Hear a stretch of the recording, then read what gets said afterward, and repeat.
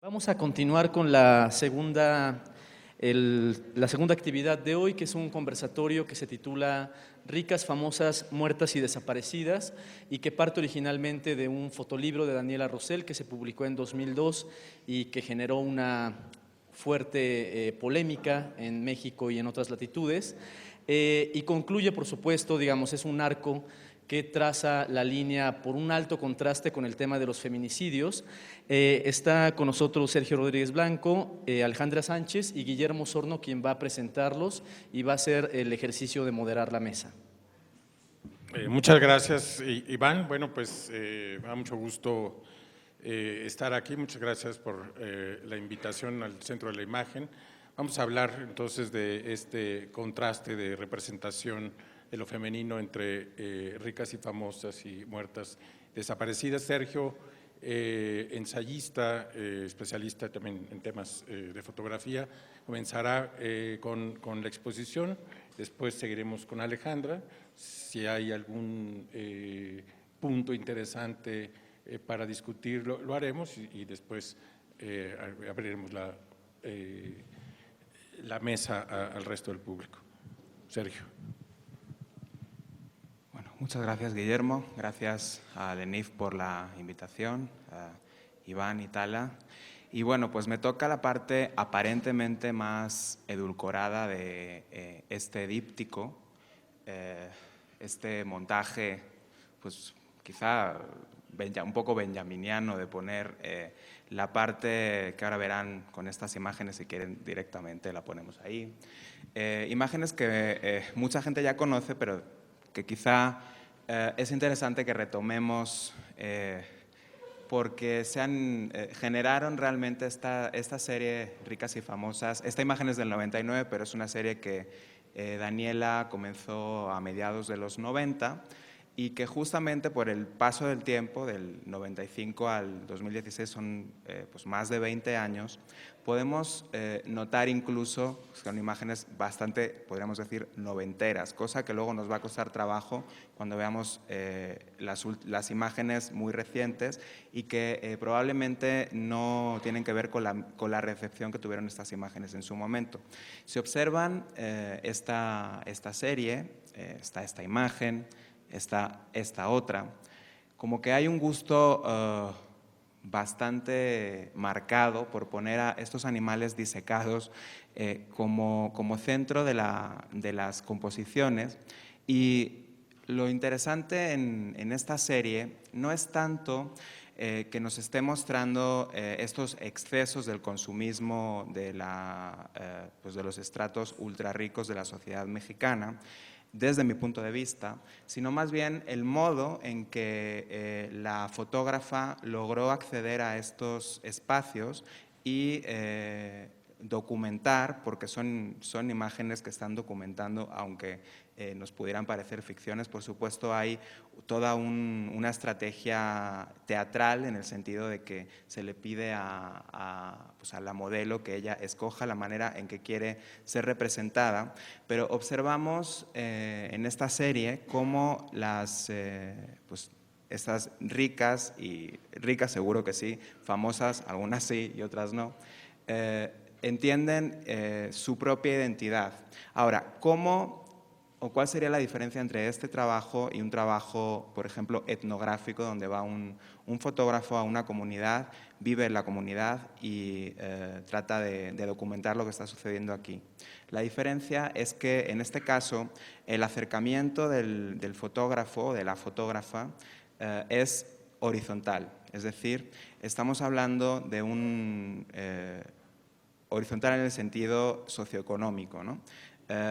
¿Cómo accedemos a estos espacios? Precisamente porque las primeras modelos de esta serie eran amigas, incluso algunas habían estudiado con Daniela, y en ese sentido la forma en que recibe el que va a ser retratado o documentado este trabajo fotográfico, pues es, podríamos decir, con muchas menos veladuras. Y eso nos permite a nosotros observar quizá una crítica desde dentro y pues nos muestra que no necesariamente la manera en que, y eso tiene que ver con el periodismo, que es algo que me interesa mucho, la relación entre el arte y el periodismo. Muchas veces cuando nosotros vamos a documentar algo como fotógrafos o como periodistas, realmente nosotros no pertenecemos para nada a ese espacio, y en nuestro texto o en nuestra imagen a veces fingimos que sí formamos parte de él, ¿no? En este caso, lo interesante del proyecto, y que tiene que ver con el de Ivonne Venegas, que veremos al final, tiene que ver, desde mi perspectiva, con esta horizontalidad y la manera en que es posible criticar desde dentro y a la vez evidenciar cuáles son las estructuras dominantes de la sociedad y estructuras que nos llevan, por supuesto, a lo que está sucediendo alrededor, o sea, modos que tienen que ver tanto con la exclusión como con la violencia. Si seguimos un poquito más adelante en el tiempo, bueno, por supuesto, se ha hablado de lo kitsch, se ha hablado de aspectos que son interesantes en las imágenes, pero para el argumento que quiero mostrarles, les traigo esta otra serie, que no es documental, tampoco es ficción en realidad, es un trabajo fotográfico, no de fotodocumentalismo, que pertenece a una serie. Esta es de otra Daniela Edburg, aunque ven que estas mujeres, algunas no nacieron en México, son todas mexicanas. Es una imagen que está reconfigurando o apropiándose de una composición clásica archiconocida, que es La muerte de Marat, que tiene que ver con pues este icono de la Revolución Francesa, este jacobino, y de pronto tenemos esta imagen espejeada, donde tenemos una mujer que está muriendo en éxtasis consumista, y vemos que el shampoo que aparece en esta imagen es la sustitución del puñal que está en la otra, en el lienzo, que está en un museo de Bélgica, donde pues pareciera, en una lectura pues simplista de la imagen, porque es una imagen que se puede leer de manera muy simple o de manera muy compleja. Es una imagen que trabajé durante bastante tiempo y que me parece que tiene mucho que ver con la serie de Daniela Rosell. Nos muestra cómo quizá la verdadera heredera del arte, pues del gran arte, ¿no? del arte premoderno o de pues esta pintura neoclásica, no es el arte contemporáneo, sino la publicidad. Esta imagen bien podría ser perfectamente pues el eslogan para comprar cualquier tipo de producto. Ahora, es una imagen que a su vez está citando también a la que consideran, por lo menos los que digamos pertenecen a la genealogía de T.J. Clark, la primera obra de arte moderno. Esta pieza de Manet fue tachada en su momento como algo aberrante, hubo 180 textos críticos en su contra, básicamente porque era una pieza que para la sociedad decimonónica del momento era ilegible. Es una pieza que no tiene citas pictóricas y es una pieza que para su manera o para lo que ellos estaban acostumbrados a ver, está mal resuelta, ¿no? Pensemos que es anterior al impresionismo, ¿no? Está abocetada, ¿no? Es una imagen donde la mujer, por primera vez en la historia del arte, no fue vista como una Venus, aunque está citando a la Venus de Urbino la pintura, sino como una mujer de la época, y no cualquier mujer, como una cortesana, una prostituta de la época. Si damos el salto, digamos, esta que es la primera obra considerada una de las primeras o la primera obra de arte moderno, porque rompe con la estructura de citaciones que se habían trabajado desde el Renacimiento hasta mediados del siglo XIX. Esta obra alude, se apropia de otras composiciones, pero no está citando. No hay ese ramo, por ejemplo, pues no cita nada, el zapato no cita nada, la flor no son simbólicas, es, digamos, el inicio del llamado arte por el arte. Si volvemos otra vez a esta imagen, bueno, esta es otra apropiación hecha en un sentido distinto de la misma pieza, donde tenemos a René Peña, este artista cubano, que nos está mostrando, digamos, otra revolución, está aludiendo a pues mientras unos revolucionarios pasan a la historia, otros, si se fijan abajo, esta escobilla para limpiar excusados, pues otros se dedican a limpiar excusados. Es un autorretrato, es una imagen que ha sido apropiada de modos muy distintos. Aquí lo interesante, si volvemos al tema de Ricas y Famosas, es que la imagen está de nuevo mostrándonos a través de una visualidad aparentemente edulcorada una serie de estructuras que permanecen en la sociedad y que nos permite ver de modo crítico cómo la subjetivación artística está evidenciando estos modos edulcorados pero a la vez violentos de exclusión. Y por último, para no alargarme porque esto es un conversatorio, si nos vamos a esta imagen, esta serie de Ivonne Benegas, la serie San Pedro Garza García, muy reciente, como les comentaba, aquí no nos va a pasar porque la tenemos muy cercana el ver una serie de, digamos, objetos y vestiduras, aditamentos que nos parezcan de otra época, nos parecen personajes, ahora lo veremos, pues, digamos, mucho más cercanos. Sin embargo, hay un elemento que tiene que ver mucho con la pieza de Daniela Rosell. De nuevo nos encontramos con una fotógrafa que logra entrar en estas casas de San Pedro Garza García, considerado uno de los, si no el primero, pero uno de los municipios más ricos de América Latina, donde la renta per cápita es más elevada. Y Ivonne Benegas entra en estas casas y nos va mostrando esta serie de composiciones, de fotografías, que no tienen que ver, digamos, visualmente, en principio, con las de Daniela Rosell, sino porque pues son imágenes que no nos parecen tan posadas, dan la impresión, y en ese sentido tienen quizá una retórica mucho más de la fotografía documental. Pareciera que son fotografías pues casadas o tomadas entre la pose y el momento en el que el personaje está haciendo otra cosa, ¿no? Es en realidad un artificio. Y sin embargo, tenemos, al igual que en la obra de Daniela Rosell, en la serie de Daniela Rosell, un acercamiento horizontal con el personaje retratado. De nuevo, son personas que están permitiendo entrar a Ivonne a su casa porque Ivonne es amiga de una persona de su comunidad y porque están entendiendo la figura de Ivonne Benegas como alguien, digamos, con quien pueden dialogar horizontalmente en un sentido de clase, ¿okay? Yo creo que estos trabajos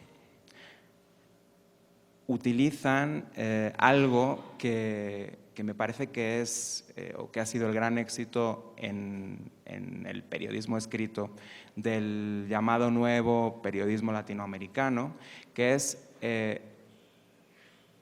el dedicar muchísimo tiempo, estamos hablando de series que llevan 2 años de trabajo, para documentar ciertas costumbres y comunidades que aparentemente se salen de lo noticioso. O sea, aquí estamos documentando, podríamos decir, el tedio, o sea, lo que sucede en la cotidianidad de estos hogares en millones de dólares de este municipio de Nuevo León. Y, sin embargo, a la vez, quizá de manera más sutil y mucho menos posmoderna que la serie de Daniela Rosell, nos encontramos con una mirada un poco, si lo miramos de manera crítica, con lo que está sucediendo dentro de la burbuja, y quizá lo interesante es lo que no aparece en estas imágenes. Pensemos, el otro día revisando un poquito de documentación sobre esta obra, encontraba en una crítica escrita en inglés que pues este municipio fue uno de los pocos o el único de, digamos, esa región de México que logró salvarse, así lo ponían, de la embestida de la guerra contra el narco, ¿no? Digo eso, por supuesto, leído en un sentido muy generalista. Ahora, ahí nos cabría preguntarnos, bueno, pues qué casualidad, ¿no? Que aquí no pasó, no hubo ningún problema aquí, que seguro no se consume cocaína, ¿verdad? En este municipio, ¿no? O sea, digamos, es mucho más sutil quizá la imagen, nos parece mucho menos grotesca, no observamos pues el consumismo exacerbado, se parece mucho más a las imágenes que encontramos en las series televisivas norteamericanas, las otras se parecen a la de las telenovelas mexicanas. Sin embargo, la relación se encuentra en ese doble sentido, en cómo logro, en lugar de ponerme a mirar como fotodocumentalista, como periodista, como alguien interesado en documentar, en criticar, lo que mejor conozco, o lo que uno mejor conoce, que es su propia clase social. Y eso es algo, desde mi perspectiva, bastante insólito y no tan trabajado en el fotodocumentalismo mexicano, donde encontramos, si ustedes se olvidan de las imágenes y pensamos en la formación de los fotógrafos, pues probablemente nos damos cuenta que el bagaje que uno tiene como fotógrafo, como artista, nada tiene que ver con el personaje retratado, cosa que no sucede en estas imágenes. Y bueno, pues yo ahí lo dejo para darte la palabra a ti, y quizá lo interesante van a ser los contrastes, ¿no? Bueno, muchísimas gracias. Gracias por la invitación, gracias al Centro de la Imagen. Pues sí, el contraste es fuerte. Voy a presentarles mi primera película hecha en codirección con José Antonio Cordero, es Bajo Juárez, una película que aborda el fenómeno de los feminicidios en Ciudad Juárez, Chihuahua, una película del año, comencé en el 2001 cuando era estudiante del CUEC y después continué, se convirtió en mi ópera prima y terminó el proceso hasta 2006. El caso que aborda Bajo Juárez es el caso de Lilia Alejandra, quien fuera asesinada en el 2001, quien deja dos chiquitos, Jada y Caleb, de 1 y 2 años. Y bueno, les voy a poner un pequeño fragmento para después hacer un poco reflexión en torno al quehacer del documental y un poco pues las fronteras difusas entre el documental y la ficción, que es un poco lo que he venido trabajando como una manera de reflexión sobre la teoría y teorizando sobre la práctica, pues, ¿no? Entonces voy a poner unos minutos de Bajo Juárez para poder contextualizar.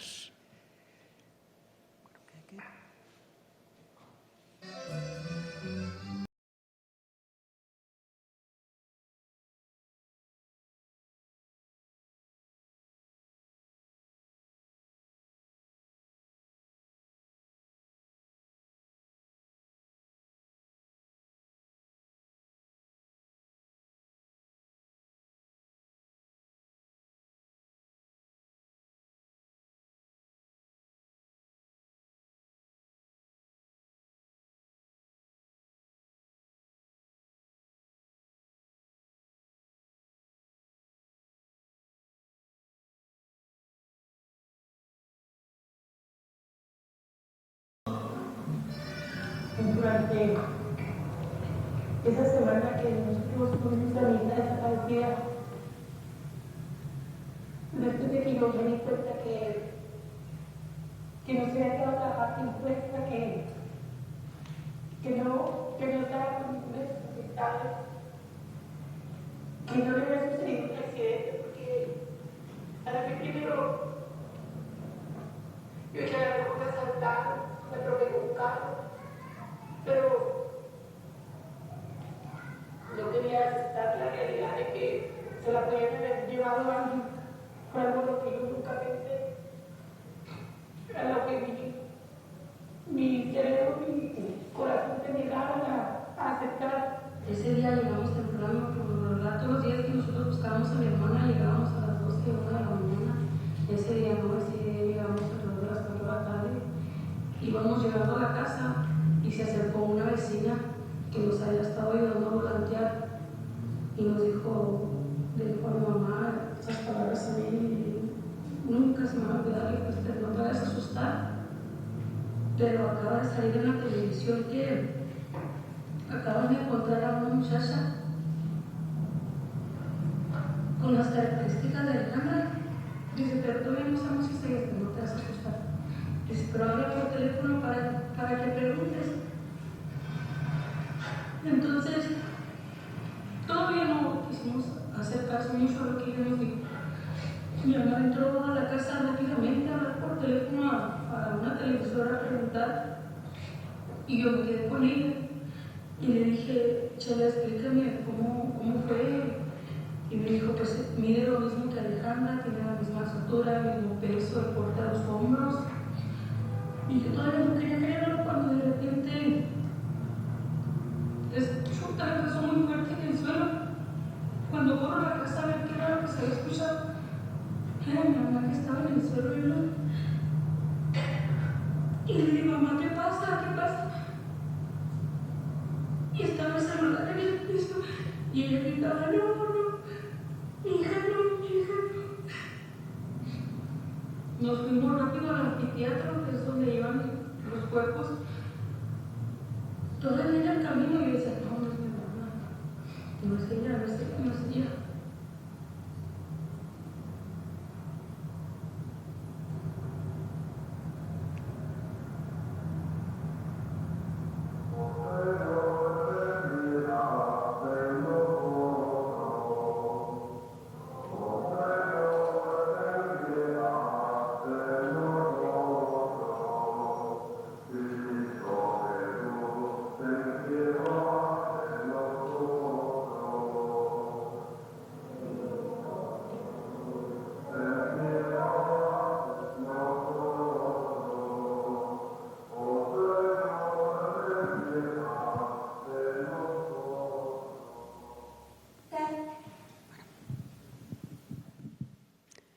Bueno, esta, como les comentaba hace un momento, fue mi ópera prima, el largometraje con el cual debuto como directora de cine documental. A partir de ahí comenzó una largo debate en mi cabeza del quehacer del cine documental y de las fronteras difusas que hay entre el documental y la ficción. En mi segundo trabajo me di a la tarea de poner estas dudas en práctica y poner estos ejercicios utilizando herramientas de ficción al servicio del documental. Y bueno, consulté a varios teóricos, empecé a hacer un poco de análisis acerca de dónde se dividen el documental y la ficción. Pues en 1895, cuando el cinematógrafo nace, cuando el cinematógrafo es inventado por los hermanos Lumière, aunque hay debates al respecto porque había otros inventores que se adjudicaban el cinematógrafo, pues nace como un invento ingenuamente en un espacio del positivismo, como un invento capaz de capturar la realidad fiel, como con las dimensiones y los movimientos precisos. Sin embargo, bueno, y al cine documental en muchos sentidos le han puesto este sello. Muchos colegas dicen y afirman que hay que tratar a la realidad como si se tratara de un asunto inmaculado y pues justo en las obras cinematográficas que me di a la tarea de hacer después de Bajo Juárez, en donde no tuve esta reflexión, en donde todo fue como mucho más intuitivo, pues descubrí que el cine es una fragmentación del tiempo y del espacio, que tanto la ficción como el documental se comparten una serie de herramientas y se trata de dos caras de la misma moneda. Quizá teóricos como Bill Nichols distinguen tres aristas en donde hacen diferencias entre el documental y la ficción, o plantea la diferencia. Una es, bueno, pues que no tienes control de la realidad. La otra son asuntos éticos, en donde el personaje que está frente a la cámara, la vida de este personaje se va a extender más allá de la película, cosa que no sucede en la ficción. Y el asunto es la posición del público frente a un material al que le dices que viene de la vida real, es distinta a que si reconoce actores en la pantalla. Sin embargo, bueno, la discusión se vuelve muy interesante cuando me doy cuenta, por ejemplo, que en 1915, cuando se acuña la primera obra documental, que es la obra de Nanook el Esquimal, una obra de Flaherty, de Robert Flaherty, y quien le da el nombre de documental es John Grierson, fue una obra que nace como la primera obra documental y nace de una manera bastante particular. Es una petición que le dan a Flaherty, una empresa, y Flaherty viaja de Toronto a Alaska a filmar, no me acuerdo, como 14 horas de material a una comunidad de esquimales, que es la comunidad de Nanook. Cuando regresa y empieza a tratar de editar la película, como el material era flamable, se le incendian las 14 horas y se queda sin las 14 horas de película, lo que le implica conseguir fondos con sus familiares y con una serie de personas para poder hacer retakes y regresar a Alaska para poder volver a filmar la película. Paradójicamente, ya había una relación tendida con Nanook, y lo que ocurre es que empieza a hacer puestas en cámara y puestas en escena que ya estaban previamente hechas o previamente planeadas. Lo paradójico del asunto es que esa primera obra que acuña el nombre de documental, pues tiene en parte un corazón fuerte palpitando de ficción, pues, ¿no? Más tarde hago Agnus Dei, que pues es un documental también que aborda el tema de la pederastia clerical, con Jesús Romero Colín, que es el protagonista de la película, y es pues quien narra el doloroso pasaje que le ocurre a un niño que es abusado sexualmente, y ahí me doy a la tarea de trabajar con Jesús casi como si fuera pues un actor. Doy instrucciones frente a cámara, motivando o impulsando como si se tratara de un actor. Y más tarde, en mi tercera película, que es Seguir Viviendo, invito a los niños de Lilia Alejandra, quien deja 2 hijos de 1 y 2 años cuando es asesinada, a participar en una película de ficción contando en parte su vida, y es con eso con lo que voy a cerrar. Es una ficción que tiene pequeños cachos de documental. Si puedo, porque soy un poco torpe. Hay que sacarla de Bajo Juárez, ya salió. Meter esta.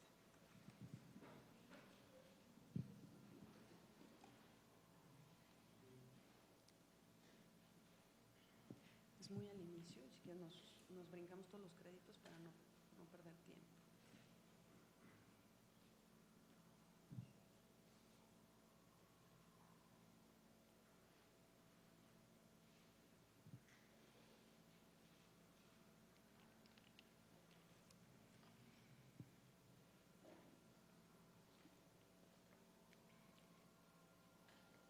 Vamos a brincar eso y a ir a la primera imagen, que es un poquito antes. Justo ahí.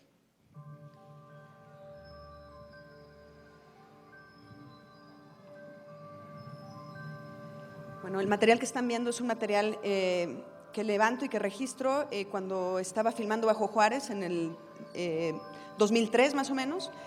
Él es el hijo de Lilia Alejandra y la niña está por ahí también. Y bueno, me doy a la tarea de grabar con ellos una película dedicada a su vida, pero donde hay un andamiaje de ficción. Tenía creo que 1 año, yo era muy pequeña. Secuestran a mi mamá, la matan y la perdí. Ya no volví a ver a mi madre.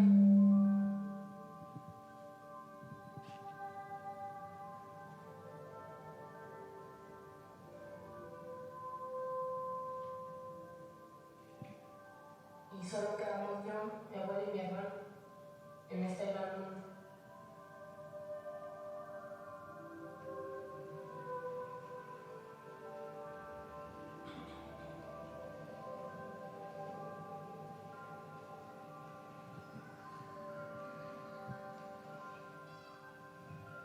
Yo me acuerdo que a mí me llevaron con nuestra otra abuela. Ella yo casi no la conocía y ella me empezó a contar de mi mamá Alejandra. Yo nunca sabía que ella estaba en el cielo, pero no sabía su situación.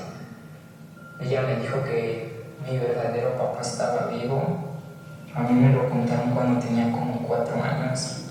Me enseñó una foto en su quinceañera y me puse a llorar con ella.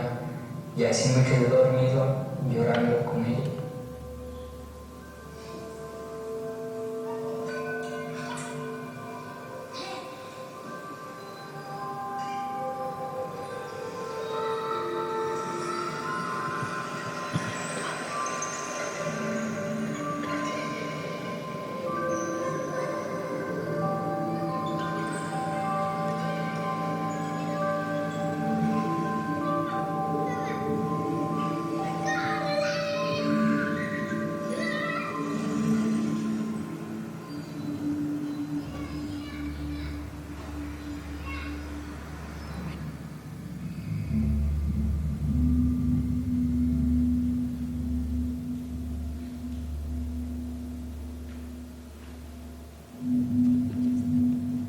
Yo creo que sí, ya. Listo. Pues muy bien. Voy a comenzar contigo, Sergio. Una de las cosas que más me gusta del trabajo de Daniela Rosell es la enorme ambigüedad de las fotografías. Recuerdo que algunas de esas fotos, bueno, recuerdo el escándalo que provocaron, recuerdo la historia del escándalo, y en este escándalo me llamó siempre mucho la atención que algunas de esas fotos habían aparecido en la revista Quién y habían aparecido como una exaltación del estilo de vida de los ricos y famosos, pero Proceso se dio cuenta del material potencialmente noticioso y explosivo de esas fotos, y en el momento en que esas fotos pasaron a Proceso, en donde el medio es el mensaje, cambió completamente el destino de ese libro y de ese ejercicio. Y eso provocó, bueno, que todo mundo volteara a ver esas fotos, eso más un texto de Juan Villoro, que cambió la percepción que teníamos sobre las fotos. ¿Qué puedes decirnos, digamos, de este proceso? En cambio, lo de Ivonne tiene un estilo más editorial, en el sentido es más una foto arrevistada, una foto sin tanta… Bueno, también tiene la verdad es que tiene su grado de ambigüedad, pero en la representación, digamos, de las clases altas hay como una especie de ambigüedad y reverencia extraña.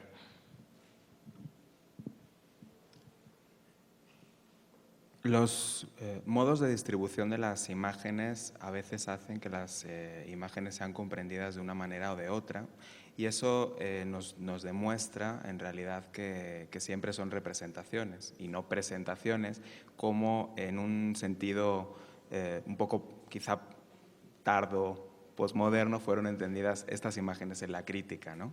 Como pues es la presentación.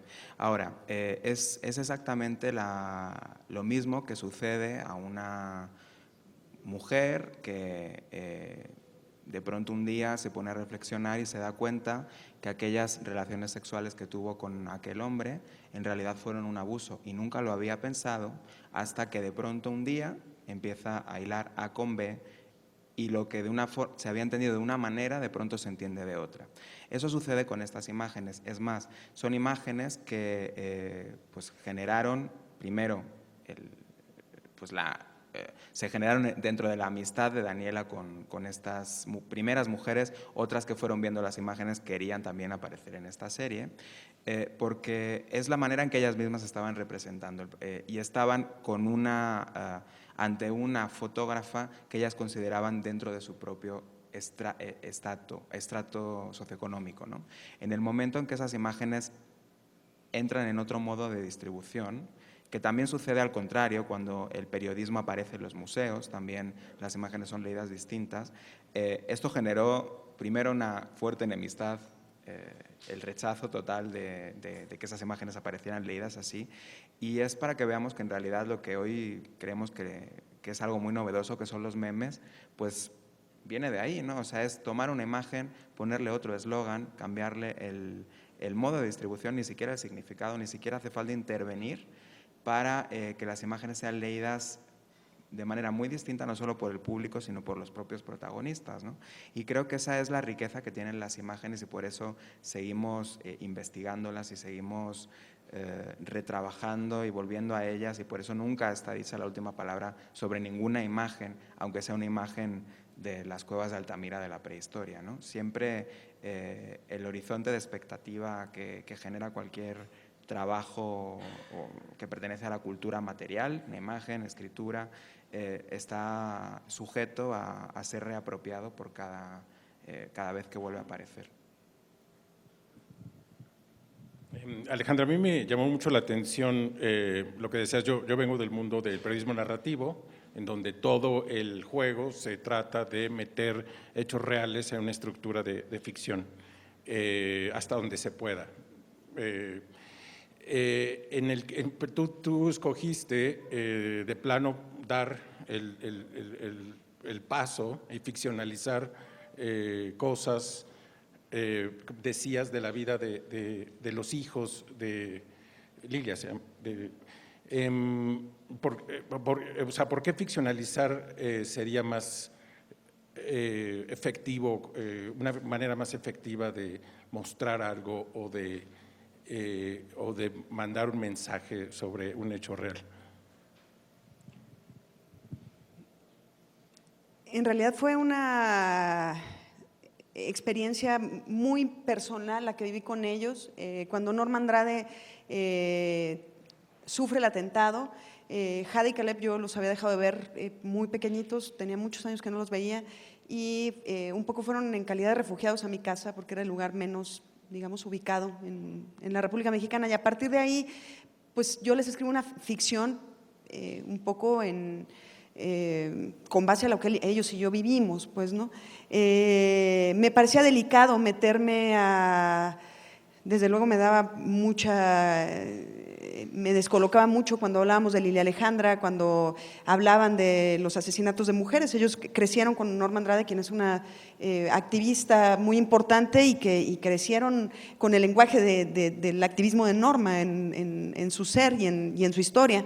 Pero a mí me parecía delicado ponerlo en un formato de documental, por un lado, y por otro, creo que tenía como la necesidad fuerte de poner un poco el andamiaje dramatúrgico para presentar lo que yo había vivido durante ese mes y medio en donde Norma se debatía entre la vida y la muerte. Entonces, pues hubo que darles un poco de coaching actoral y trabajar con ellos desde ahí para poder contar parte de su historia. La historia es también de una periodista que va huyendo de su propia tragedia, y bueno, son 3 seres que van cruzando la República Mexicana y que a partir de las grietas emocionales se descubren familia y amigos, pues, ¿no? Entonces ese es el resultado en pantalla de seguir viviendo.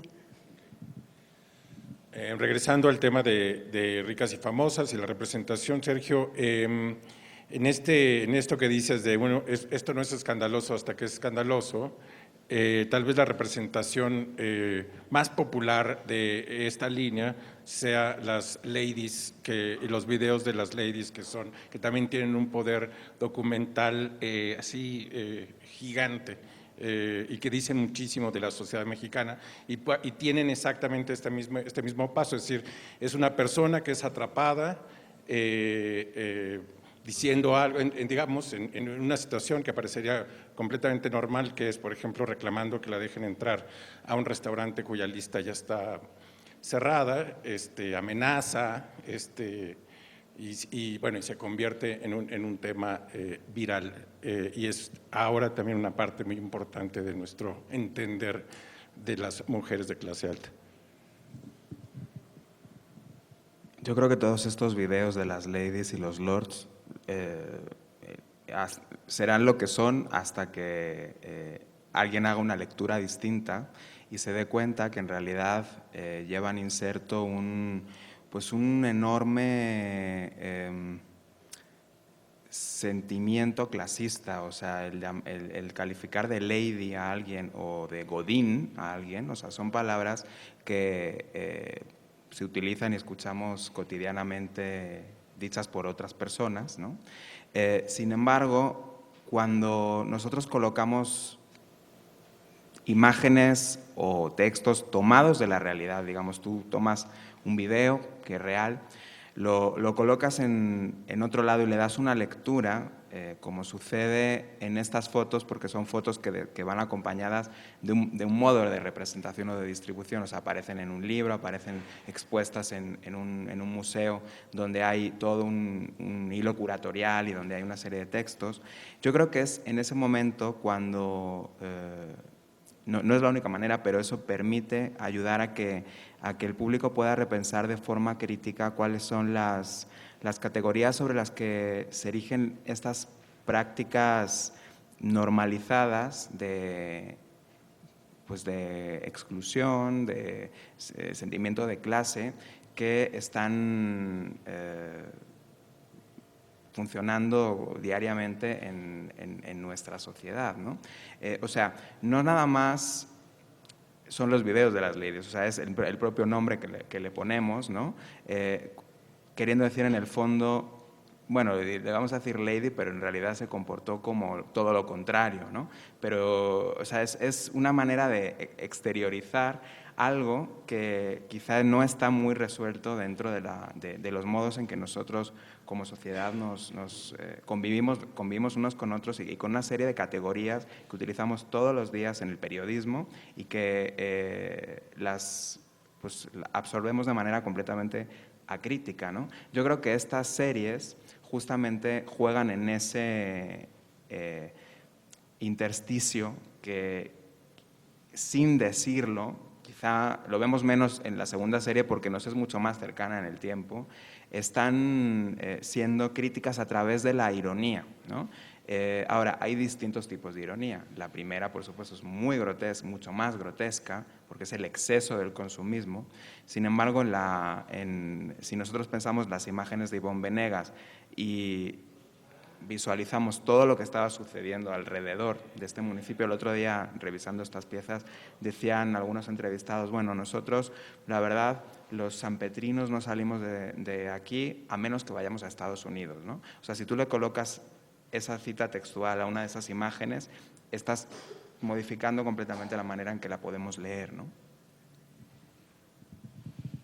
Sí, en el otro lado hay un documental que hizo Diego Osorno sobre el alcalde de San Pedro, en donde de nuevo es de una transparencia gigantesca. En realidad lo que estamos viendo es un sociópata que es muy simpático y que explica que pues no lo quiere decir, pero en realidad ha hecho unos escuadrones de la muerte para deshacerse de los narcotraficantes y utiliza métodos extrajudiciales para deshacerse y limpiar las lacras sociales bueno, pues y de hecho está conectado porque, bueno, en fin, porque la hija de él fue la que conectó a Daniela Rosell a ese mundo de San Pedro, que es súper interesante. Ajá, sí. Y él está representado en una foto, hay una foto de él con Vanessa en frente del árbol familiar en ese libro. Entonces, bueno, ese es también un mundo. Bueno, pasando otra vez al otro extremo, hay algo que también que a mí me cuesta, bueno, que siempre me ha cuestionado, que es cómo representar a las víctimas. Hay algo, así como hay ambigüedad y claroscuros en un extremo, en el extremo de las víctimas hay, parecería que todo es dolor o pérdida. Y ese es un trabajo también sumamente difícil, resbaloso. Sí, efectivamente es un trabajo resbaloso y difícil abordar personajes que han sido víctimas. Creo que en el segundo documental, en el documental Agnus Dei, Cordero de Dios, donde abordo el caso de Jesús Romero Colín,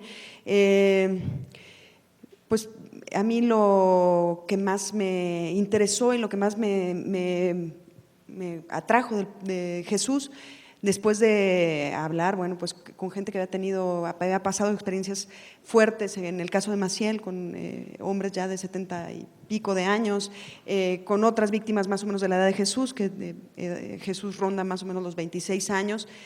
Creo que lo interesante de Jesús es, él ha hecho un trabajo terapéutico muy importante, es una víctima, pero que te cobra dimensiones muy, como personaje cinematográfico, muy peculiares.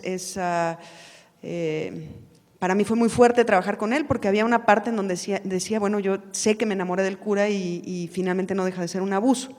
Entonces, creo que fue para mí el gancho preciso de tomarlo a él como personaje para trabajarlo en cine, justamente por las dimensiones y las contradicciones y la no revictimización que hacía de su propia persona. Era capaz de entender un binomio víctima-victimario y pararse desde un punto de vista muy digno y muy sensible, y justamente creo que esta dimensión tan íntima le dio una capacidad de universalidad al propio documental, ¿no?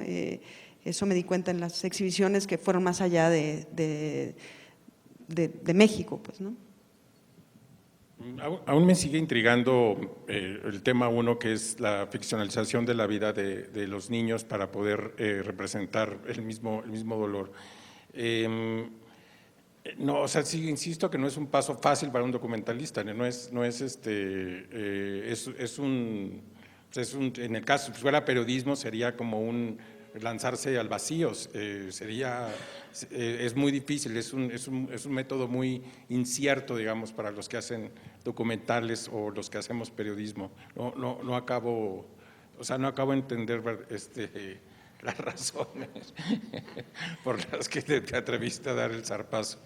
Yo creo que efectivamente lo mismo le sucedió a muchos colegas. Fue una película que le costó colocarse, seguir viviendo, a pesar de que traía 2 documentales que empezaban a abrir brecha en el público y en la comunidad. Seguir viviendo fue una película que le costó colocarse en festivales, en fin, ¿no? A pesar de que es mi primera ficción. Finalmente, bueno, tuve como gratas sorpresas en términos de exhibición, pero pues no sé, yo tenía ganas de experimentar entre el documental y la ficción, traía como muchas ganas de poner en práctica lo que había leído con algunos teóricos. Siempre pienso que el cine es una fragmentación del tiempo y del espacio, y que esas fronteras son sumamente difusas, que podríamos casi en algunas obras llamadas falsos documentales no darte cuenta de dónde están estas fronteras. Entonces, un poco fue una apuesta que quizás, si nos ponemos muy críticos, es una apuesta torpe en seguir viviendo, y me doy cuenta, pero pues vamos, yo tenía ganas de hacer ese experimento cinematográfico y así fue. Trabajé con Nora Huerta, con Tito Vasconcelos, con Moisés Arismendi, en combinación con estos no actores, pues, ¿no? Y siguiendo un poco pues un método de improvisación a veces, y un método, con ellos no podía tener líneas de diálogos dramáticos porque no funcionaba. Entonces, pues la apuesta era medio improvisar y combinar, y que Nora y que Tito, pues el tono actoral se mantuviera en una apuesta muy realista, para poder como entonarlos a los 4, ¿no? Sí. Si quieres te defiendo yo. A ver, sí, porque soy mala para decir. Si lo miras en términos de registro, digamos que tu trabajo está registrando cómo lidia un personaje a través de la ficción con un argumento que le toca una fibra muy personal. O sea, si tú lo lees en ese sentido, sí estás viendo una ficción, pero en realidad también estás viendo el registro de cómo una víctima está lidiando con un problema personal a través de hacer él mismo una ficción. O sea, podríamos decir que es como lograr registrar el proceso de sublimación freudiana a través del arte de una víctima, ¿no? O sea, si lo leemos en ese sentido, no es periodístico, pero sí es un registro y en ese sentido también es real, ¿no? O sea, creo que es un material que quizás si nos centráramos en las leyes de cómo se trabaja con la realidad en el periodismo, no podríamos tener acceso a él. O sea, nos permite quizá tener otras tesituras desde mi perspectiva. Sí, yo creo que el trabajo periodístico y el trabajo cinematográfico son dos apuestas completamente distintas. Pues, ¿no? Yo leo mi trabajo como un trabajo de contar historias a través de la imagen y el sonido. Hay un documental muy interesante de Eduardo Coutinho, un brasileño que hace 2 años murió, que se llama Juego de Escena. Es un documentalista muy, muy interesante.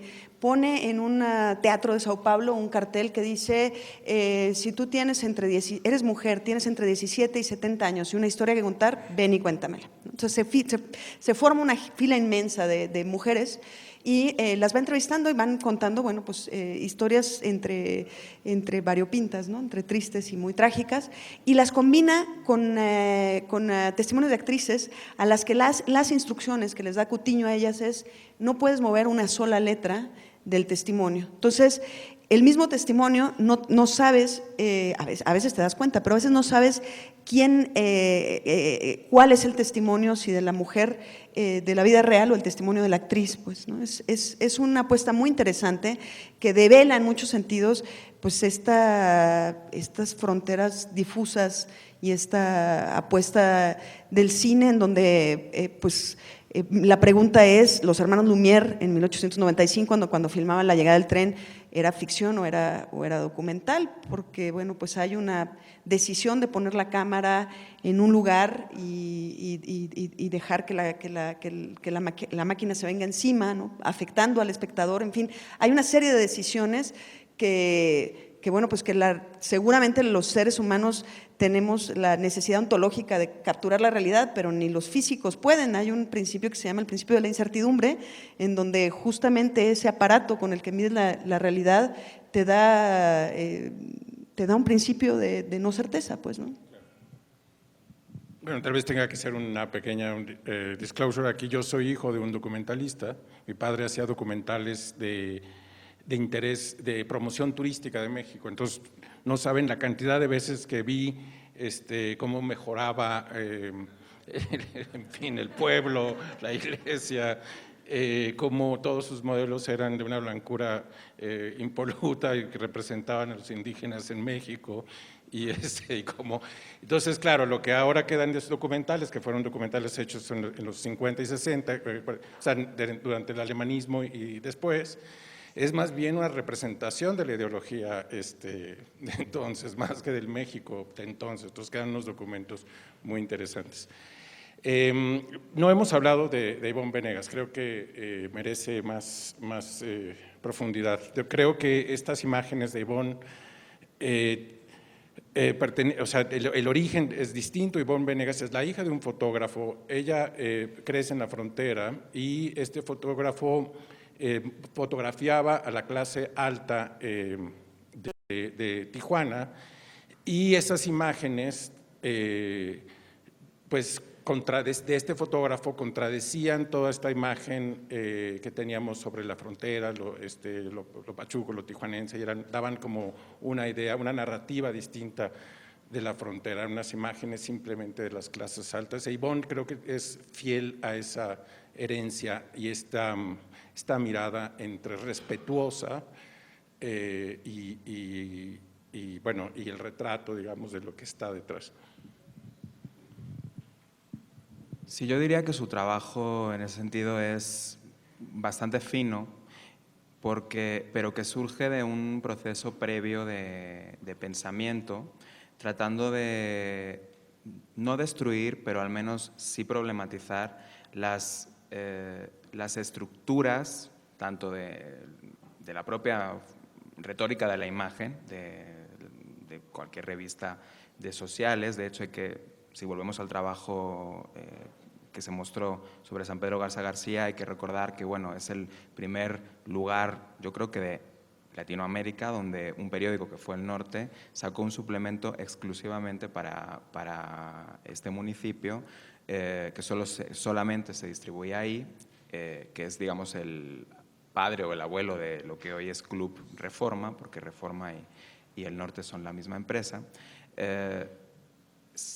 Pero hay un trabajo fuerte de investigación de la manera en que se ha representado cierta problemática, y creo que ella juega justamente en tratar de registrar los momentos en los que, o al menos eso nos indica la retórica de las imágenes, en los que sus personajes se descuidan. O sea, sí observamos que hay una parte posada, incluso en varias de las imágenes que les propuse se ven otros fotógrafos, o sea, es la foto dentro de la foto, ¿no? Esta metafotografía de cómo ellos están tratando de ordenarse y de vestirse para ser registrados, pero cuando tú te sales, pues presentas una imagen muy distinta, pero que en realidad proviene de una tradición pictórica de Velázquez, ¿no? O sea, si pensamos en las meninas son exactamente eso, ¿no?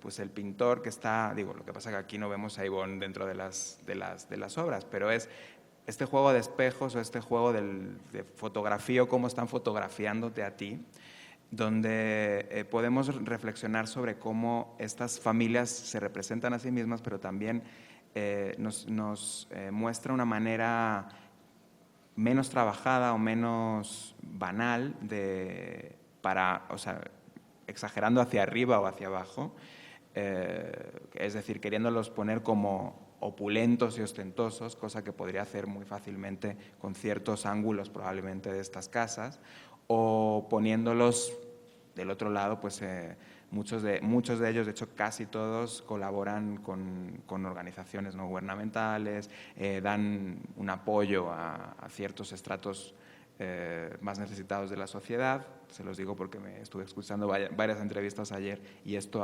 argumentan. Ella no se va por ahí, ella en realidad juega con la propia representación, con la propia identidad, y creo que es lo que hace de su trabajo algo mucho menos fácil de leer de manera tan inmediata. O sea, es un trabajo que tiene muchas capas y que, digamos, como investigadores nos permite jugar con él de manera muy distinta, tanto en un sentido pues más sociológico como en el sentido de periodístico. La ficción quizá aquí nos da la impresión de que hay menos ficción, cuando en realidad pues también son imágenes pactadas, ¿no? Tú te preparaste para que llegara la fotógrafa. Ahora, ¿qué diferencia hay? Y eso es pues quizá una autocrítica para los que somos periodistas, con aquel entrevistado que te suelta, o sea, le pones el micrófono, le pones la grabadora y te da un testimonio, pero en realidad ese testimonio pues es la manera en que él mismo está representando su propia historia, ¿no? Bueno, vamos a abrir la discusión al público. Ahí gana el que está el micrófono cerca. Gracias. Ahorita que les escuchaba, sobre todo con la referencia a Nanook y un poco cómo armaste la última película, pienso que el documental a veces está como asociado a esta idea sea fotográfico o cinematográfico, esta idea de registro objetivo de la realidad, ¿no? Digamos, ya en automático se niega al ojo que está detrás de la cámara, es decir, a la subjetividad que plantea como ciertas ideas. Y me hizo recordar un concepto de Arlindo Machado, un teórico brasileño que denomina filme ensayo. Y me gusta un poco la pregunta porque Sergio, además de ser periodista, es ensayista, y digamos en el ensayo lo que se juega, digamos, es la postura de un autor que va a ir argumentando en defensa de esa idea, y más que un falso documental, quizá ahora lo pienso más como un film ensayo, es decir, lo que estás trabajando o lo que trabajas es como una idea a manera de ensayo, donde lo que necesitas a veces sí es el registro tal cual de un testimonio y a veces es armar ciertas escenas, ¿no? Digamos, lo de Nanook, pues nada, fue un accidente donde perdió el material y tuvo que reconstruir, pero bueno, podríamos decir que sí pasó, ¿no? Me gusta un poco la idea de film ensayo y quizá puedan dialogar algo al respecto. Sí, creo que el documental es eso, es un poco, sí, quizás se parezca al ensayo, es una serie de reflexiones, de apuntes, de toma de postura y bueno, yo siempre, siempre pienso que la diferencia con el periodismo es que no tenemos como ninguna necesidad de perseguir la realidad. Nosotros trabajamos con la verdad y la verdad es un sistema de valores y ahí me apego cada vez que tengo como discusiones o debates éticos conmigo misma, pues, ¿no? O sea, me apego a mis verdades y pues siempre a una frase que recuerdo de las cosas no son lo que son lo que somos. Entonces, pues en ese sentido creo que los periodistas se la deben de pasar un poco no tan bien, no sé. ¿Sí? Sí. Más que una pregunta, quiero hacer una acotación sobre justo cómo describió Sergio esta mesa, que básicamente es un montaje, y me gustaría traer como muy presente una bisagra que está entre el caso de las ricas y famosas y entre los feminicidios en Juárez, que es algo que nos incomoda a todos y que no lo queremos decir y que lo han dicho ustedes subrepticiamente, ¿no? Que es el racismo. Bueno, no cualquier clase de racismo, ¿no? Sino lo que Navarrete llamaría el racismo cromático. Y eso es quizá lo que articula la atención de esta mesa, pensando el racismo cromático como una superposición que actúa perversamente, ¿no? En la historia de la violencia de género.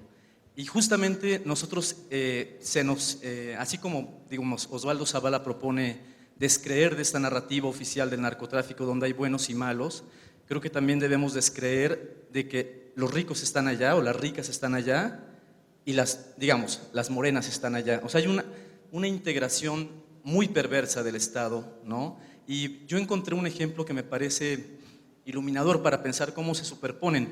Juárez, Chihuahua, como saben, es una de la belleza femenina, y hay un prototipo de belleza femenina del norte que Alejandra lo conoce muy bien, ¿no? O sea, las mujeres del norte son muy aclamadas por su belleza cosmética. Y en 1994, al tiempo que Vanessa Guzmán ganaba Miss México, Vanessa Guzmán, que es esta actriz, que tiene un prototipo de una belleza occidental, ojos verdes, 1,80 de estatura, cuerpo delineado, ¿no? Al tiempo que ganaba Reina de Belleza, se estaban cometiendo los feminicidios en Juárez, en su ciudad natal, ¿no? O sea, esta superposición entre belleza y abyección, creo que debemos de tratar de comprenderla, porque, Sergio González Rodríguez, que analizó, escribió este libro pionero de los feminicidios, justamente es uno de los argumentos más fuertes. No se matan rubias, ni se matan gente ligada a la industria, ¿no? A los ejecutivos. Se matan, se desaparecen y se torturan a mujeres morenas de extracción baja, porque son las que además no podrían generar ninguna clase de litigio llamativo, ¿no? Entonces, quiero traerlo presente porque creo que ahí está la tensión, no entre los extremos que están separados, sino en lo que está articulado en el fondo, ¿no? Claro, que es justamente el juego del montaje que estamos tratando de, no de dar una respuesta, por lo menos de plantear preguntas. Fíjate, no es que no se maten rubias, es que no aparecen representadas estas rubias, ¿no? Si ustedes piensan en esta chica española que fue encontrada muerta hace una semana y media, no hemos visto, afortunadamente, la imagen de esta chica en la morgue, cosa que sí vimos con varias mujeres, particularmente mujeres, por ejemplo, periodistas asesinadas en Veracruz, ¿no? Anabel Flores Salazar, esta imagen que apareció en ropa interior con una bolsa en la cabeza. Entonces, yo creo que aquí más que, porque nos va a costar trabajo a través de las imágenes pensar en las estructuras de la violencia de este país, pero en lo que sí tenemos gran culpa es que no nos cuestionamos de manera crítica la forma en que representamos la violencia.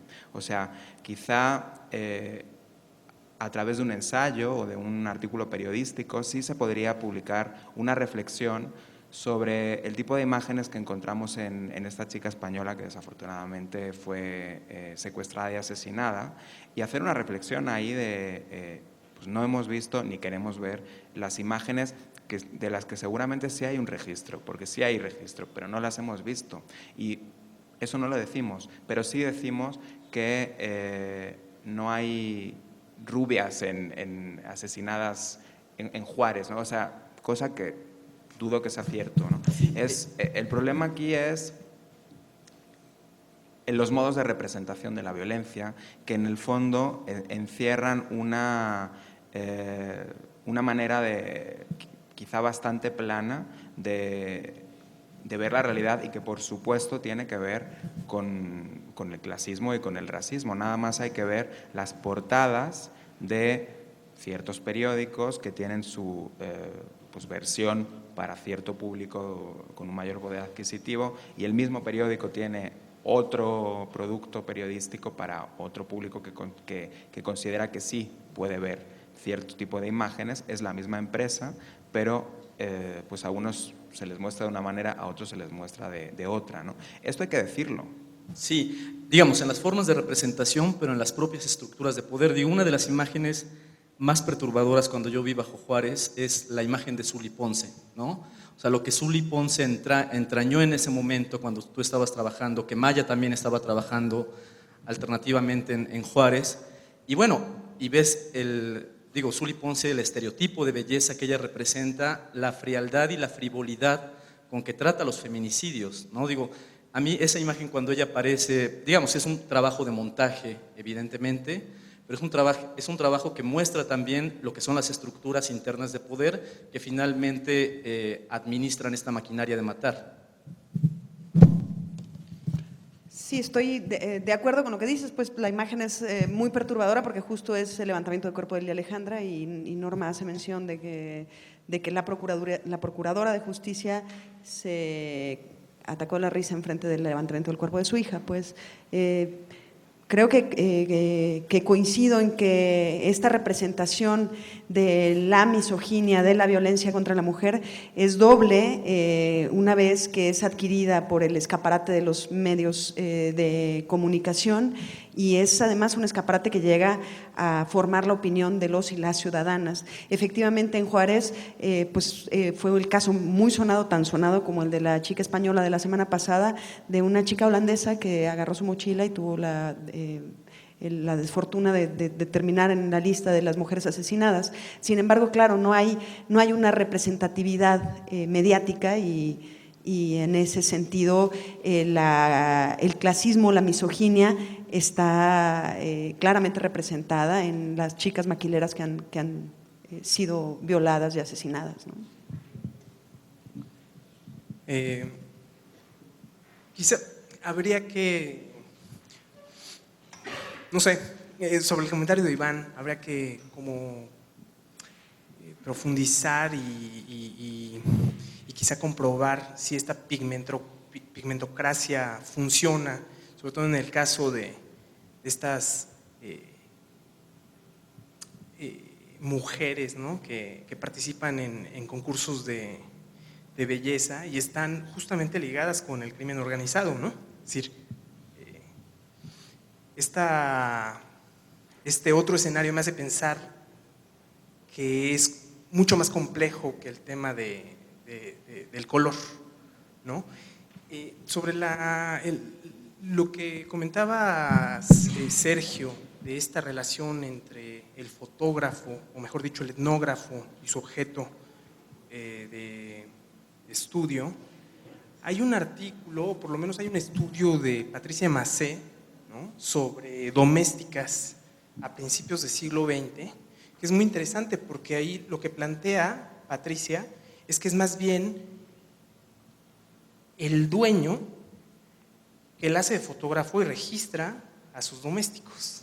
Entonces establece ahí también, digamos, una relación directa y además de confianza con el servicio doméstico. Y ahí lo que es bien complejo de establecer es qué tan pasivos digamos, pasan estos domésticos frente a la cámara y frente a la relación que tienen de subalternidad con pues con el dueño ahora sí que de la hacienda, ¿no? Arzumendi se llama el dueño de unas maquilas de aquí de la tabacalera, y entonces este artículo también se ha vuelto muy, muy criticado, ¿no? Por digamos, en este sentido que tú hablas de que Rosell establece como una suerte horizontalidad con su objeto de estudio.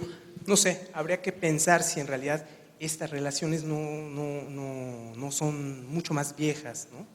Y establecen no solamente como, digamos, ciertas problemáticas de clasismo y que van a dar al racismo, ¿no?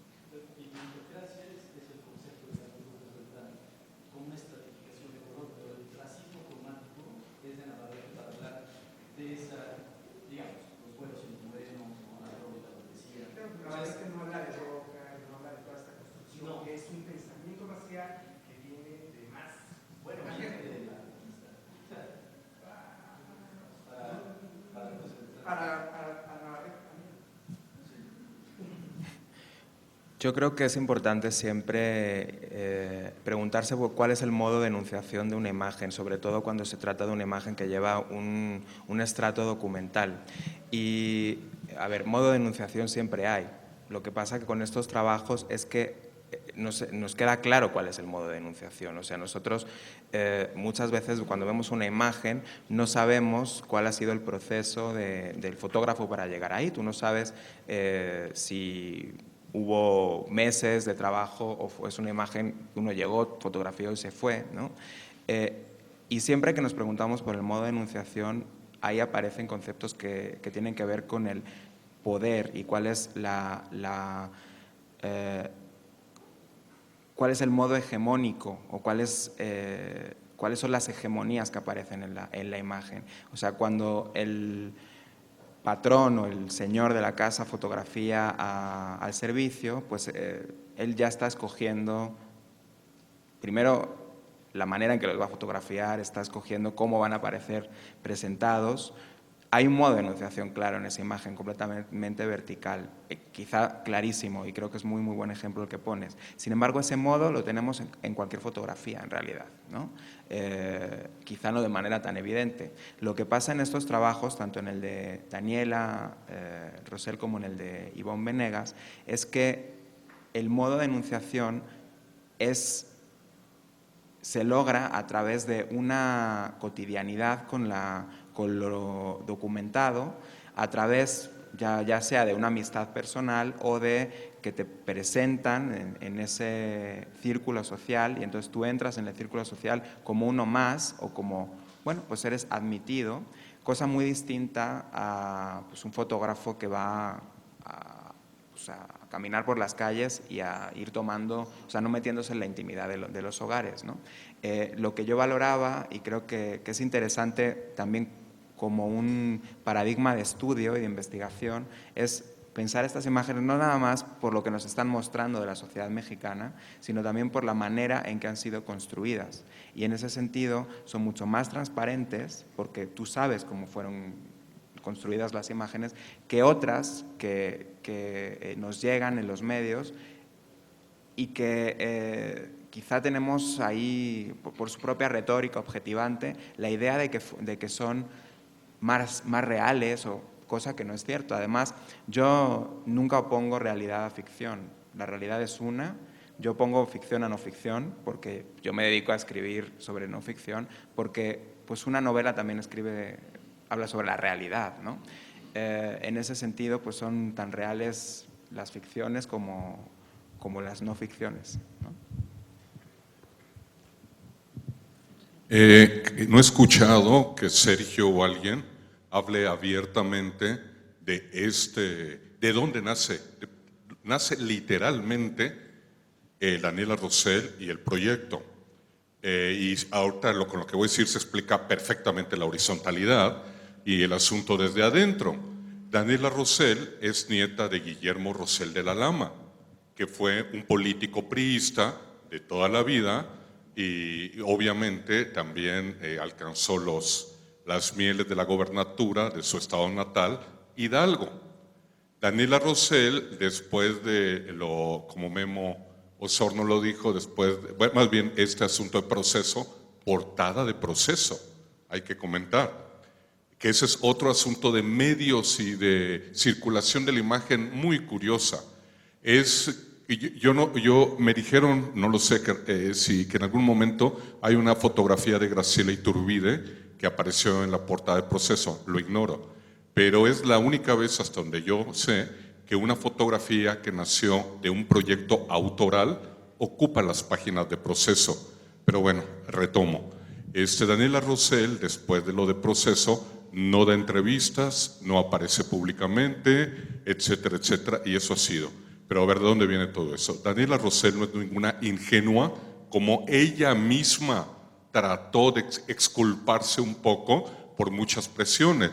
Daniela Rosell estudia danza, estudia filosofía y es egresada de la Nacional de Artes Plásticas. Y ojo, en esos momentos es novia de Rubén Ortiz. O sea, Daniela Rosell, para el medio fotográfico mexicano particularmente y las artes visuales, es una mujer muy conocida porque es la chica guapísima, jovencita y talentosísima que acompaña a Rubén a todos lados. Y entonces de repente ella se integra al grupo de Temístocles 44.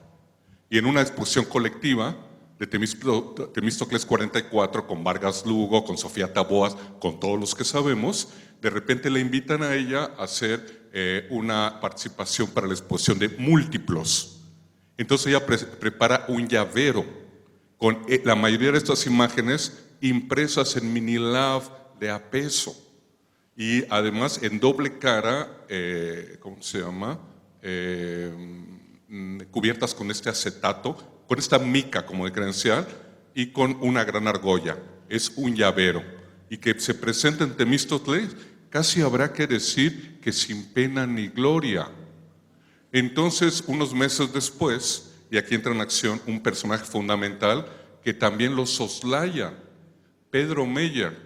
Pedro Meyer, lo mencionó muy bien Jorge ya en antier, en esta primer coloquio latinoamericano de fotografía, que es el coloquio fundacional de todos e incluso en el que estamos aquí, presenta en el Museo de Arte Moderno, en la Muestra Latinoamericana y en su presentación Pedro, La señora y sus sirvientes, que es la primera vez en mucho tiempo, de una manera decidida, consciente, racional, etcétera, que un hombre de la clase alta, hay muy pocos fotógrafos hasta ese momento de la clase alta mexicana, que fotografía a su madre, que es la famosísima fotografía La señora y sus sirvientes. Por un lado, la señora, es su mamá. Y por el otro lado, los sirvientes incómodos, como se ha dicho, con una incomodidad, con una tensión, y ahí hay una red de complicidad, pero al mismo tiempo de autoritarismo muy curiosa.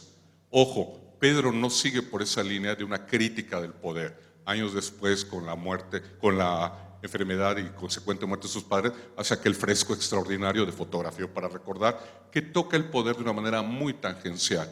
Entonces, bueno, perdón por el asunto personal, semanas después voy a casa de Pedro y veo el llavero de Daniela Rosell. Y le digo, ¿qué es esto?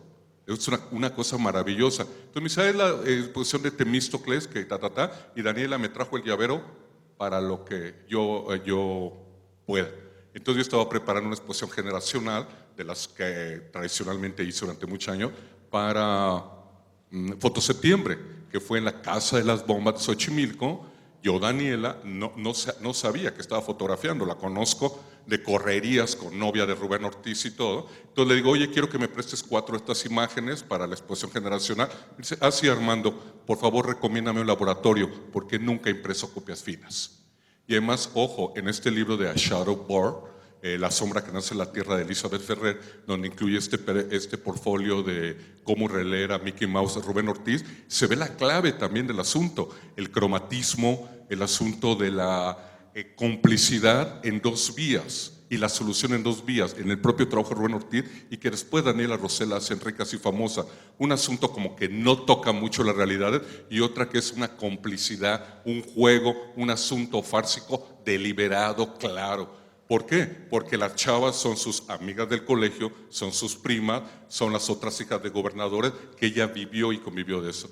Entonces también la clave de cómo visualmente resuelve está en Rubén Ortiz. Incluso en A Shadow, en este libro de Elizabeth Ferrer, que recoge lo de ¿qué es? Lo nuevo en la fotografía mexicana en ese momento, la fotografía de la vendedora de puppets, la vendedora de, ¿cómo se llama?, de títeres, es la propia Daniela. Aparece como una chavita que está vendiendo títeres en un crucero, pero esa chavita es su novia y es Daniela Rosell. Y también a todo el mundo se le va esos detalles que dan luz para todo esto. Ya termino. Entonces, Daniela, viene un curador de PS1, del sitio tan influyente en Nueva York, e invita. Y entonces los invita, y también Daniela. Y entonces varios cronistas de Nueva York se centran en la obra de Daniela diciendo no el asunto de arte, sino la bomba que tiene adentro, que dice cómo es posible que permita el gobierno mexicano, y no sé qué tantas deliberaciones a lo gringo, a estos chavos y chavas exhibirse de una manera tan ostentosa y tan grosera para no sé qué. Entonces, que nadie se había dado cuenta de proceso, de no sé qué, retoma la noticia. Y entonces ahí ya cuando se genera todo este asunto, pero bueno, también es importante por el asunto de los medios, de la circulación de las imágenes, de dónde nace y todo, y aquello me molesta mucho que tratan de decir de que Daniela es una ingenua. No, ninguna ingenuidad. Quienes conocimos o conocemos a Daniela, ninguna ingenua. Si bien la totalidad del libro, que son como 100 imágenes, la mitad son más que tributarias, son más que complacientes.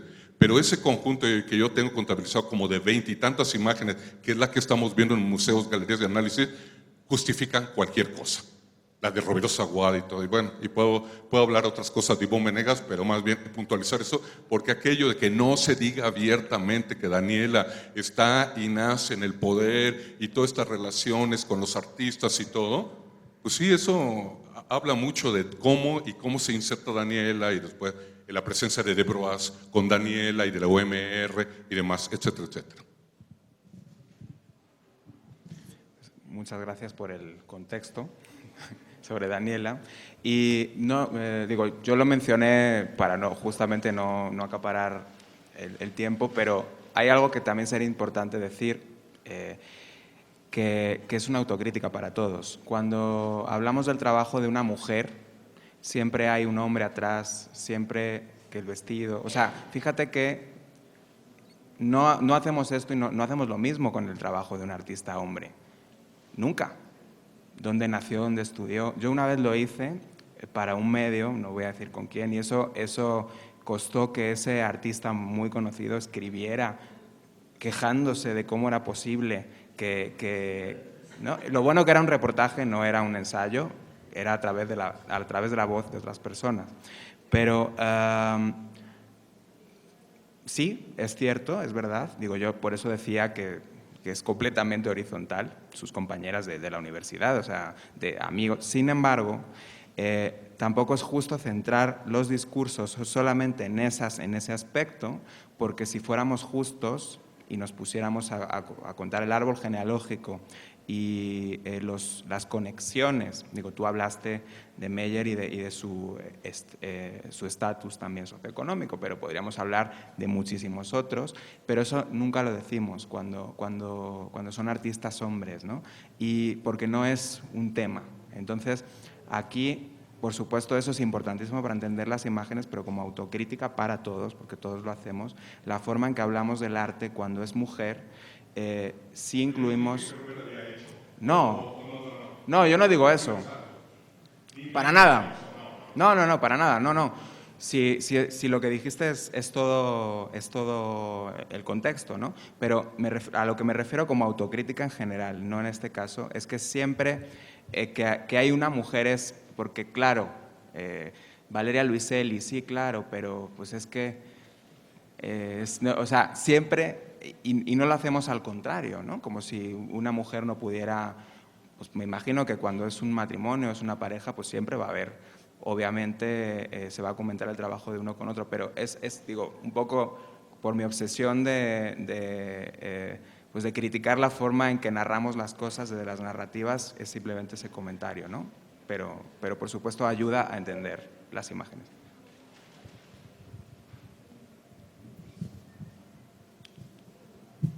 Para cambiar de tema un poco, lo que ustedes estaban hablando me hizo pensar mucho de un libro que leí recientemente, que se llama La historia verdadera de la conquista de la Nueva España, ¿no? Porque, no sé, me da la sensación de que seguimos ahí de alguna manera, ¿no? Porque es una especie de libro, bueno, diario, pero a la vez como una especie de narrativa periodística, que además coloca él obviamente se está tratando de justificar de una bola de cosas porque no le dieron tal cosa los reyes de España, etc. Tiene una función muy específica el que haya escrito este libro, pero a mí me llamó mucho la atención de su descripción de los horrores que ellos habían visto, entre los cuales obviamente está el canibalismo, la homosexualidad era otro, y las violaciones y los raptos que eran comunes de los mexicas hacia los totonacos, etcétera, ¿no? Y no sé por qué me llamó esto, pero parece que seguimos en esta narrativa donde Occidente, en este caso Bernal Díaz del Castillo, con su mentalidad de que hay cosas que están bien y otras que están mal, y cuando esto era, pues es lo que se estaba haciendo, no sabemos realmente qué pasaba ahí, porque esa voz no la tenemos, no tenemos esa historia, no tenemos esa narrativa. No sé si quieran elaborar sobre el tema.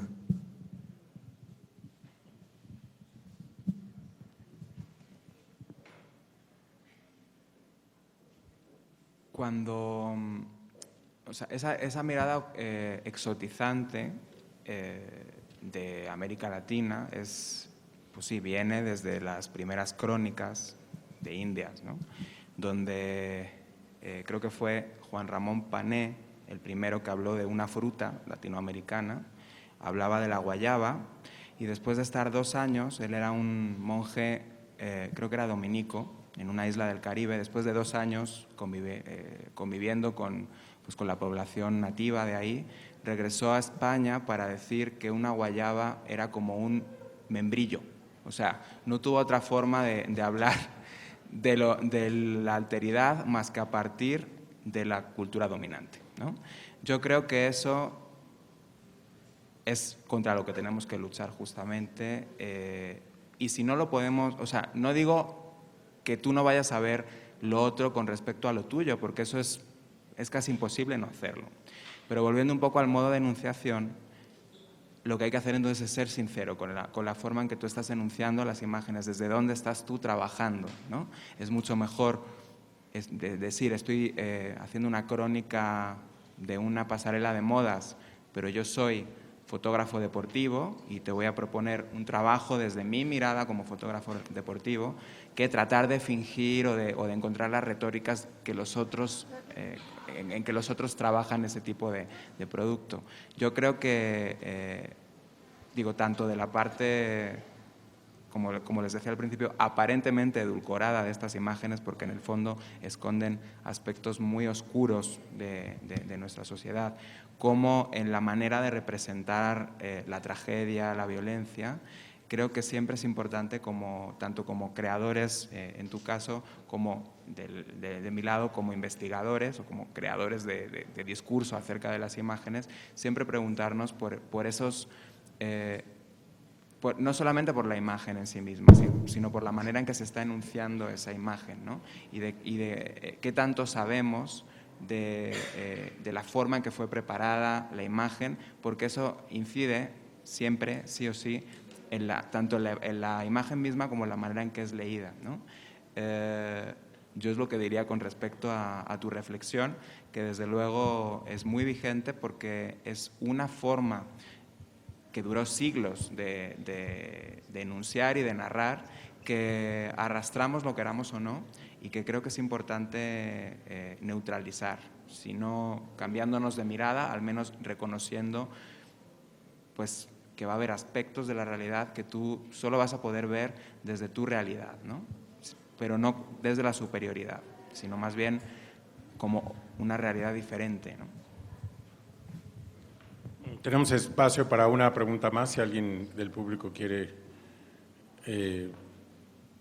comentar algo, decir algo, o como decía Jessie Lerner, responder algo. Allá.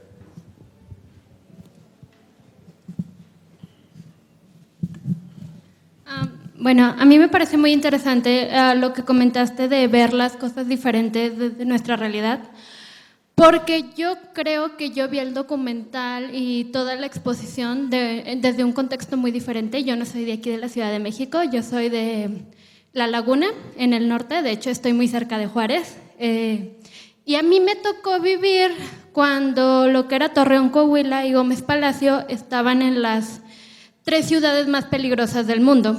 Entonces, a mí se me hace muy interesante cómo aquí las personas ven esto y tienen una reacción muy diferente a personas que yo conozco allá, porque actualmente allá si ven personas asesinadas, a mí me tocó ver cómo mataban a muchas personas, me tocó estar en medio de balaceras, llegar incluso antes de que llegara la misma policía, tuve todo ese tipo de experiencias. Y es por eso que allá ya no lo vemos como algo diferente. O sea, para nosotros es algo muy común. El ejemplo que mencionaba él me parece muy adecuado porque creo que para los mexicas, por ejemplo, era algo normal. Por su cultura era algo normal. Y es algo que se está normalizando en esa parte del país. Es algo que ya no vemos como algo extraño, que nos parece que es lo cotidiano, lo que en realidad así son las cosas, así deben de pasar. Y por ejemplo también lo de que decían de que solo eran chavas morenitas o así a las que asesinaban, no es tanto eso, sino yo lo que he notado es que la gente o los medios prefieren mostrar este tipo de caras a la sociedad porque son las caras con las que más se identifican. O sea, yo conocí a chavas que ahorita están muertas y que fueron secuestradas o asesinadas o así, y eran chavas muy bonitas, la verdad eran chavas muy guapas, de tez clara, el cabello era negro a lo mejor, pero eran de tez muy, muy clara, a veces con ojos de color, pero ellas como que eran de familias de dinero a veces, entonces por ese tipo de razones a los medios no les parecían un buen prototipo de víctima, no les parecería adecuado para mostrar en los medios, entonces son cosas así muy diferentes, y yo los veo de otro tipo de forma, a lo mejor de lo que las otras personas los ven. Sí, creo que coincido en que la crueldad se vuelve un asunto del día a día, de la cotidianidad, y se vuelve un asunto normal. También creo que, y coincido contigo, que pues que esta revictimización, esta cara misógina, se vuelve a colocar cuando los medios la colocan, pues, ¿no? Esta violencia contra la mujer, la vuelven a colocar los medios. Es justo lo que comentábamos hace rato, no hay como una representatividad de aquellas quienes han sido también asesinadas y que pertenecen a una clase social distinta. La pregunta sería interesante de ¿por qué? ¿No? Yo creo que lo que aparece, tú estás hablando más de la cultura visual, ¿no? De los medios. No es, o sea, son las consecuencias de la violencia, pero o sea, lo que no se genera es entendimiento sobre las estructuras que hay atrás. Entonces, da lo mismo que tú muestres una víctima con una tez, con un pantone de piel más o menos claro, si en realidad no estás generando ningún tipo de entendimiento de quién es esa persona. Tú estás asumiendo, dices narcotraficante, bueno, ¿tú qué sabes? ¿Quién es esa persona? ¿Qué estructuras hay atrás? Si solamente hablamos de muertos y mostramos imágenes, pues es simplemente una parte muy pequeña de la realidad y que lo único que genera es miedo y terror, ¿no? Y creo que ese es el tipo de retóricas que tenemos que evitar.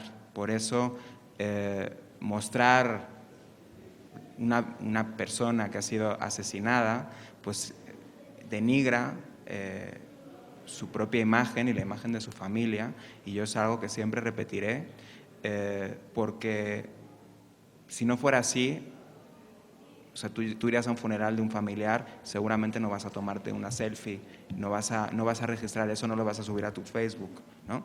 Es lo mismo con los demás. Sin embargo, el problema profundo es que lo que no cuestionamos y lo que no generamos es entendimiento de los contextos que rodean pues a la violencia. Si tú solamente hablas de la violencia, y digo, hay todo un género periodístico dedicado a hablar de ese aspecto de la violencia, o sea, de lo que se vive dentro de la violencia, pero que en realidad no ha logrado explicar de una forma cabal para que nosotros podamos entender lo que sucede detrás, porque ahí sí es mucho más complicado meterse y porque, por supuesto, requeriría de bastante investigación, pero ahí eso no lo vemos en ningún sitio. Entonces, y por otro lado, cuando decías, bueno, con lo que la gente se siente identificada, eso, pues eso no es cierto. Todos somos personas, es bonita porque es de piel clara y ojos, bueno, no necesariamente, o sea, a veces nosotros mismos en nuestra manera de hablar asumimos ya una manera de que en el fondo es clasista, bastante clasista, que hemos engullido sin darnos cuenta. Entonces, cada vez que nos escuchemos a nosotros mismos hablando de este tipo de temas, y lo digo empezando por mí mismo, creo que es importante ser bastante autocríticos porque sin darnos cuenta lo que hacemos es perpetuar una forma de mantener unas estructuras del poder de las que no se habla. Antes de perdón. Es que perdón.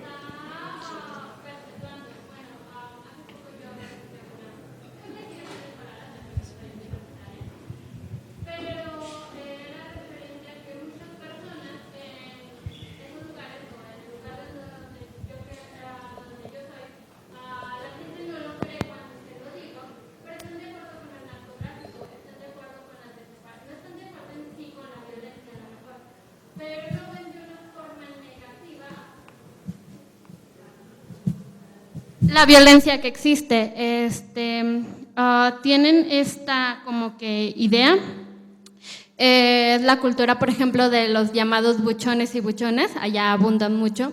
De hecho, los bares más caros que puede encontrar en Torreón están llenos de este tipo de personas. Entonces, pasaron a ser como que héroes. Y la gente no lo ve así, pero es lo que yo he notado. La gente cree que las personas sufren mucho por el narcotráfico, pero yo, por ejemplo, que tengo conocimiento aparte de lugares pequeños, lo que se llaman ejidos. En los ejidos a la gente les parece, admiran este modo de vida, porque creen que es una manera de salir de donde están. Y creo que es otra forma de perpetuar como dicen bien, la violencia o el machismo, pero porque son lugares en donde la policía teme ir. O sea, a mí me tocó salir a las calles en la noche y no hay ni un solo policía, ni una sola patrulla para las 10 de la noche. Y mi papá tiene amigos policías que les cuentan que personas de este mismo tipo de crimen organizado hacen llamadas y les dicen dónde va a ocurrir tal hecho para que no se presenten. Entonces, todo este tipo de cosas se vuelve algo como que normal. No, y lo que señalaba de las chavas, bueno, yo pensaba, a mi parecer, que eran bonitas, no es tanto de que yo crea que es el estereotipo, pero como él decía que no había chavas de tez blanca que salieran en las fotos o que no asesinaran, yo decía, sí las matan, no salen, pero sí las matan. Entonces, o sea, yo las he visto. Muy bien, muy bien. Muchísimas gracias. Se nos ha terminado el tiempo. Iván quiere hacer un anuncio. Sí, gracias. Bueno, con este rico conversatorio vamos a terminar la jornada académica como tal y vamos a tener estos documentos abiertos, que es un formato mucho más flexible para todos nosotros, donde vamos a poder brindar con los fotógrafos, con unas cervezas que van a estar ahí. Entonces, los invitamos a que nos traslademos al patio de los militares, que es aquí a la izquierda, y que demos un fuerte aplauso a nuestros invitados. Gracias.